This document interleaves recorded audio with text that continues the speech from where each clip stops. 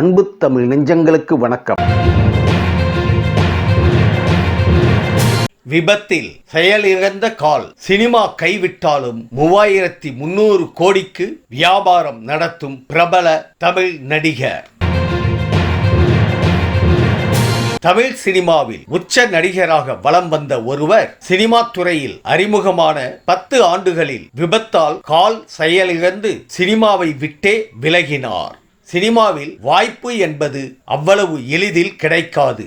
அப்படி சுலபமாக வாய்ப்பு கிடைத்தாலும் அதை தக்க வைத்துக் கொள்வது கடினம். அப்படி சினிமாவில் மணிரத்னம் படம் மூலம் அறிமுகமான நடிகர் ஒருவர் தனக்கு கிடைத்த வாய்ப்பை கெட்டியாக பயன்படுத்தி கொண்டு தொடர்ந்து பிளாக்பஸ்டர் ஹிட் படங்களில் நடித்து தமிழ் சினிமாவில் நம்பிக்கை நட்சத்திரமாக வலம் வந்தார். ஆனால் அந்த நடிகரின் வாழ்க்கை ஒரு விபத்தால் தலை கீழாக மாறியது. அந்த விபத்தால் அவர் கால் செயலிழந்து படுக்கை ஆனார். பின்னர் பீனிக்ஸ் பறவை போல் அதிலிருந்து மீண்டு வந்து தற்போது படங்களில் நடிப்பதோடு 3300 கோடி மதிப்புள்ள வியாபாரத்தை நடத்தி வருகிறார். அந்த நடிகர் வேறு யாரும் இல்லை, அரவிந்த் சாமி தான். இவர் கடந்த 1991ஆம் ஆண்டு மணிரத்னம் ரஜினிகாந்த் கூட்டணியில் உருவான தளபதி படத்தின் மூலம் நடிகராக அறிமுகமானார். அந்த திரைப்படத்தில் நடிக்கும் போது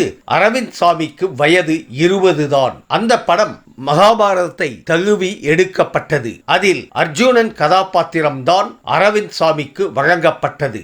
அந்த கதாபாத்திரத்தை திறம்பட நடித்து முதல் படத்திலேயே கவனம் ஈர்த்தார் அரவிந்த் சாமி. தளபதி படத்தில் அரவிந்த் சாமியின் நடிப்பால் இம்ப்ரெஸ் ஆன மணிரத்னம் அடுத்த படமே அவரை ஹீரோவாக வைத்து இயக்கினார். அப்படம் தமிழ் சினிமாவின் மாஸ்டர் பீஸ் படமாக மாறியது. அதுதான் ரோஜா திரைப்படம். அப்படத்தின் மூலம் அரவிந்த் சாமிக்கு சாக்லேட் பாய் அந்தஸ்து கிடைத்தது. இதையடுத்து மீண்டும் மணிரத்னம் இயக்கிய பாம்பே படத்தில் நடித்தார் அரவிந்த் சாமி.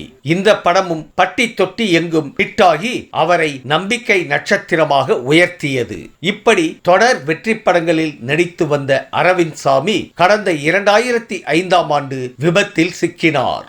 அதில் அவரது கால் செயலிழந்தது. இதனால் 2 ஆண்டுகள் படுத்த படுக்கையாக இருந்த அரவிந்த் சாமி அதிலிருந்து படிப்படியாக மீண்டும் வந்தார். ஆனால் சினிமாவில் மார்க்கெட் இழந்ததால் வியாபாரத்தில் கவனம் செலுத்த தொடங்கிய அவர் டேலண்ட் மேக்சிமஸ் என்ற நிறுவனத்தை தொடங்கி அதில் கவனம் செலுத்தி வந்தார். அந்த நிறுவனத்தின் மதிப்பு தற்போது ரூபாய் 3300 கோடி ஆகும். விபத்தில் இருந்து மீண்டு வந்த அரவிந்த் சாமி மணிரத்னம் இயக்கிய கடல் படம் மூலம் ரீஎன்ட்ரி கொடுத்தாலும் அவருக்கு மறுவாழ்வு கொடுத்த திரைப்படம் என்றால் அது மோகன்ராஜா இயக்கிய தனி ஒருவன் திரைப்படம்தான். அந்த படத்தில் ஸ்டைலிஷ் வில்லனாக நடித்து கவனம் ஈர்த்த அரவிந்த் சாமி அப்படத்திற்கு பின் மீண்டும் ஃபார்முக்கு வந்து பல்வேறு திரைப்படங்களில் நடித்து வருகிறார். சமீபத்தில் கூட அவர் நடிப்பில் வெளிவந்த மெய்யழகன் திரைப்படம் மாபெரும் வரவேற்பை பெற்றது. இவர் நடிகராக